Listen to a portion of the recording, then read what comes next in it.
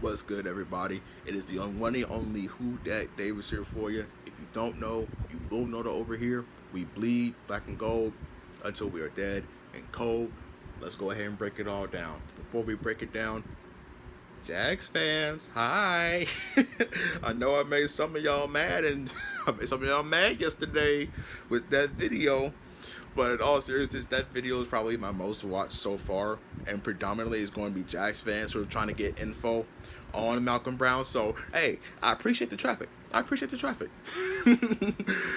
But to clarify for people who haven't watched my previous video, Jags fans are coming out of the woodworks. They call my take stupid, and I can understand that. You know, I did say that Saints could potentially expect a first rounder or a second rounder from Malcolm Brown, and I'm going to tell you why I said that. If you haven't read the pinned comment in a previous video, that is, Malcolm Brown isn't just your everyday average defensive tackle. He's a Super Bowl winning defensive tackle, a former Patriot and a former New Orleans Saint. Since Malcolm Brown has signed with the Saints were top 3 in terms of run defense. Half the time was only second to Tampa Bay. Malcolm Brown does so much for, your interior in terms of sealing it, keeping your A gaps and your B gaps from getting cut up by the likes of Derrick Henry, Jonathan Taylor, Mark Ingram. Do I have to go on? I'm looking at it situationally between what both teams need. The Saints needed to clear cap space and try to get some trade value out of a stud defensive tackle that's still and pretty much in his prime. The Jaguars, who just placed last in the AFC South, now have to deal with a rising star in Indy with Jonathan Taylor, a running back in Tennessee who just ran for over 2,000 yards last season, and Mark Ingram, who signed with the Houston Texans, who still got plenty of juice to burn. 3 running backs, all twice a year, and they had nothing going in terms of their interior. Malcolm Brown gives them everything they need with a little bit of extra in terms of pass rush. He is not a 5th rounder. He is not, well, I wouldn't say not, but he's most likely going to be either a late first, given his record, maybe even go as far as to say it's a 4th. Anywhere between there. But I can say he's not a 5th round. He's not worth a 5th rounder. Not but that impressive resume he's got and what he's done for this interior of the Saints and the Patriots defense at the time. Come on now. The first and second rounders, is it a little out there? Yeah, it's a little out there. But we've seen teams trade, worse, The most prominent example, Bill O'Brien traded away DeAndre Hopkins for a running back and some chump change. And the Arizona Cardinals get DeAndre Hopkins in the 2nd rounder. So it's not like we've seen bad trade deals before from a team if they're desperate enough. It's still undisclosed in terms of what type of draft pick did the Jacksonville Jaguars give up. But I can't wait to find out. And if it's a 1st rounder, ooh, Jacksonville Jaguar fans, I can't wait to see y'all back here. But that's it for that little piece. I just wanted to clear up that video in terms of any other Jags fans that want to, watch the content. But getting on to my thoughts and opinions on this quarterback battle between Taysom Hill and Jameis Winston. I do believe that Jameis Winston is going to beat out Taysom Hill. That's what I believe. Now, I'm not saying I'm against Taysom Hill being the future. So if he does surprise me, then he's most certainly earned it. Because he's going up against a guy who not too long ago threw for over 5,000 yards. 5,100 yards to be exact. And threw 33 touchdowns. He had 30 interceptions, but I would count 10 of those to be not on him specifically. So I'm looking at it as Jameis Winston, 5,100 yards, 33 touchdowns, and 20 interceptions. 20 being completely on him. Now that's still bad, but it's not as bad as the stat would suggest. Why I say that is, for example, 2019, Saints are on the road playing Jameis Winston in the Bucs in their home. Jameis Winston trying to get, O.J. Howard on a flat route. And O.J. Howard is trying to juggle with the football, and Demario Davis comes up with the interception. Behind his back, mind you. It's plays like that. There was another interception in that game. That's completely on him. It's situational. You have to really look at the footage. He threw a wide open Marcus Williams just sitting there waiting for the ball. No Bucs receiver was nowhere near it. That one was on him. The O.J. Howard interception, no, not on Jameis Winston. I count 20 of those to be solely on the quarterback.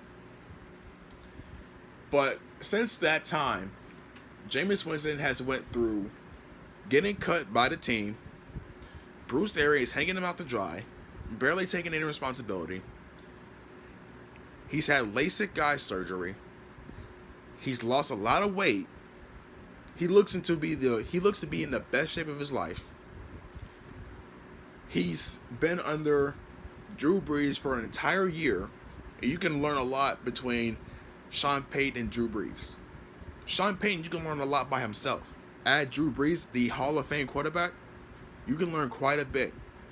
So, all that wrapped under Jameis Winston seeming to have this amazing chemistry with the locker room already. It's as if Jameis has been here since the beginning. You don't believe me? Go look at the locker room footage. Go look at the sideline footage of Jameis Winston just having fun with the Saints crew. C.J. Gardner-Johnson is pulling for Jameis Winston to be the starter for the Saints. Go look at his recent Twitter. Go look at his Twitter. He quotes 2 QB1. Jameis Winston wears number 2. He has worked out recently with running back Tony Jones Jr. and receiver Marquez Callaway. Marquez Callaway, an undrafted rookie coming out of Tennessee, who has earned his spot and earned that number 12 number. That number 12 jersey, excuse me. He has been he's been training with those guys. He's earned the respect of Demario Davis, Cam Jordan, David Onyemata, Michael Thomas, and Alvin Kamara.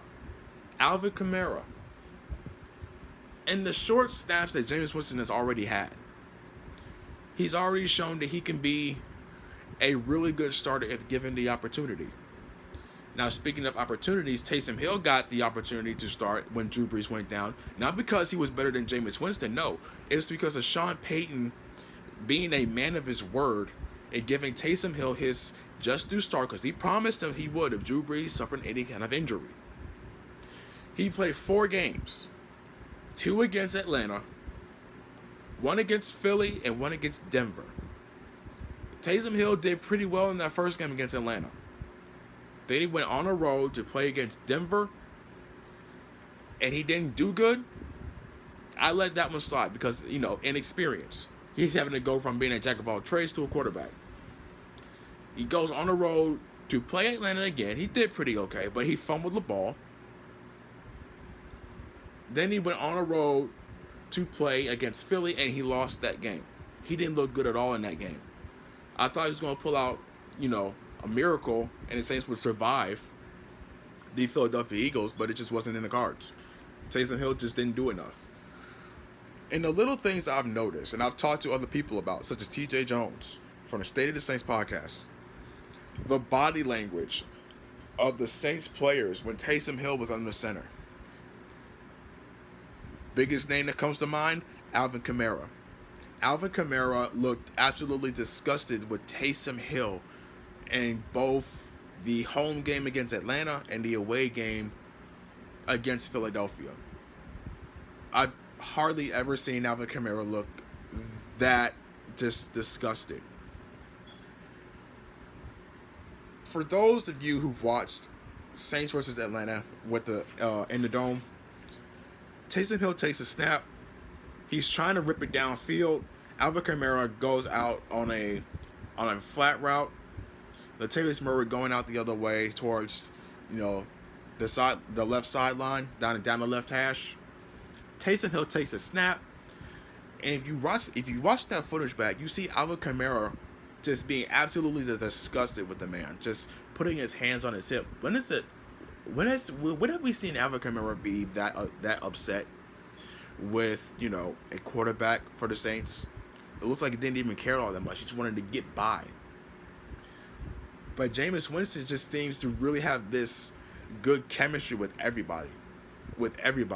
They love him. They want him. And there has been reports of the Saints locker room primarily wanting Jameis Winston, despite the fact that Taysom Hill was the one who got the start. It's tough. Locker room synergy is the most important thing for me. At least for me. You can be the greatest quarterback ever, but if you don't have that locker room synergy, you don't have that feeling of the guys are going to bend over backwards to play for you and play with you, then it's not going to amount to much in the long run. Yeah, you might win the regular season with the best overall record, but how is that going to pan out in the postseason? You know what I mean? It's stuff like that that's important. You can have guys wanting to leave a team over stuff like that. That's how I'm looking at that issue with Taysom Hill and the body language some certain players gave off. So at the end of the day, I do believe Jameis Winston has the clear edge, and I do believe Jameis Winston is going to end up beating Taysom Hill as a starter. And if Taysom Hill ends up winning the job, then I'm still going to be for him. I just hope he's able to win the respect of that locker room, especially C.J. Gardner-Johnson, who's pulling more for Jameis Winston than Taysom Hill, as so recently put on his Twitter. But that's it. That's all. Those are my thoughts. What are your thoughts in the comment section, Jags fans? I'm still waiting for you. You have anything else to say? I'm waiting for you. I'm looking forward to it. At the end of the day, look, we all football fans. We all cool. We all love the game. We all share the same hobby, same passion. Y'all don't have to agree with everything I gotta say. I'm not here to really say what you guys want to hear. I'm saying things from what I'm looking at from my perspective. You agree with it? Cool. If not, let's talk about it. I'm happy to talk about it. Sometime next week, I will be updating everything. It is guaranteed. I have time next week. So you will be seeing the update to this channel, update to my Twitter, and update to my Facebook page to officially be dubbed as the Black and Gold Breakdown. It may be asterisk to say B and G Breakdown, or may go out the way and say Black and Gold Breakdown. Either way, you will see it happen. You will see an intro probably the week after posted. Either way, look forward to all that. Look forward to more content in general. I will holler at y'all later. As always, no matter what, we bleed black and gold until we dead and cold. I'll holler at y'all next time.